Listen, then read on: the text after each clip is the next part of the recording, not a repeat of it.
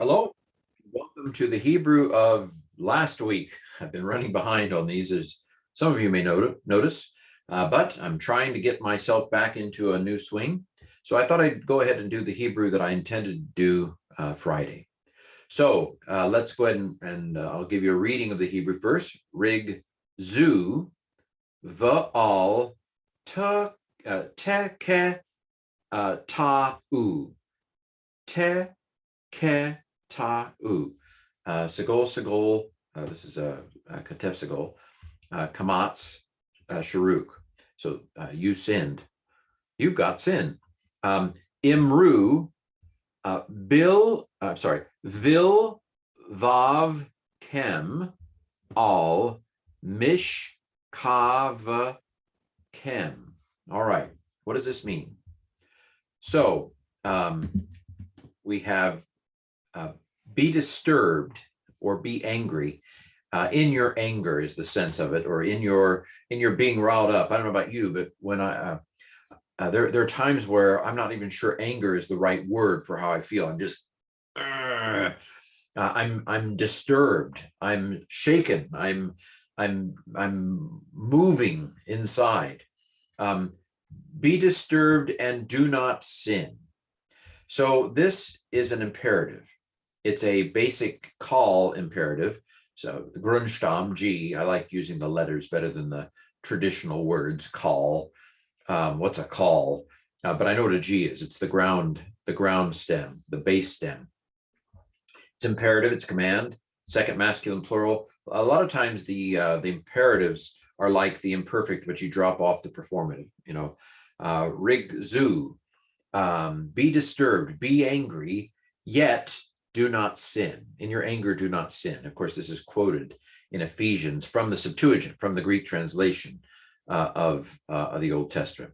The and all is the word for not with imperatives. So there's a hint, because the form, you might think that the form is just an imperfect sometimes, but the all makes it clear it's an imperative. The tav is second masculine plural with the u, tav and an u, make it clear that it's imperative. Or it's actually, we might say it's being used as a adjussive, which is kind of like an imperative that's not necessarily in the second person. But anyway, this one is second person plural. It is a imperative from in the ground stem. Be disturbed and do not sin. Imru, speak, same as this, G imperfect, second masculine plural from Amar. Speak, vilvav kem. So levav is heart. Ba is in, kem is y'all's, plural. Speak with y'all's heart upon your bed. So kem is your, again, this is the possessive your, second masculine plural. And then shekav is to lie. And then mishkav is a bed, something you lie on.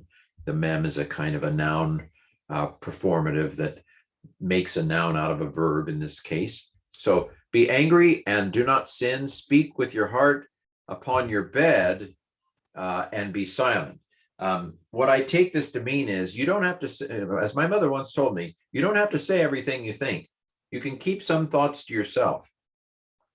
Of course, James 3 talks about, once the word is out there, well, it's a restless evil, right? The tongue is a restless evil. It is set on fire by hell, James 3 says, by Gehenna. But you don't have to say, when you're angry, when you're upset, holding your tongue, man, once you say something, it's hard to take it back, and the impact can reverberate for the rest of a lifetime. And there's nothing you can do about it. You can regret it, and even people can forgive you. But sometimes it's hard. There's always going to be a little bit of a barrier there that only a miracle could take away.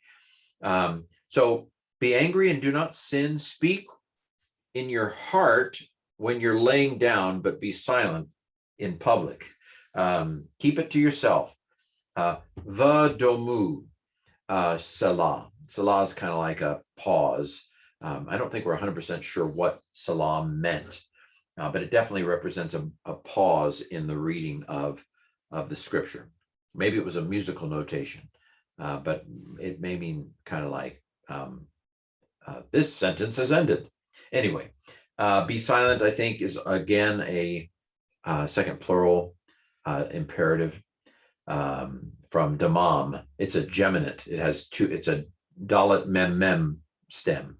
So this is doubled, not because it's a PAL or something. It's doubled because it's a geminate verb, I believe. Well, there, we got a video in. This has been the Greek of last week. Hope you have a great week.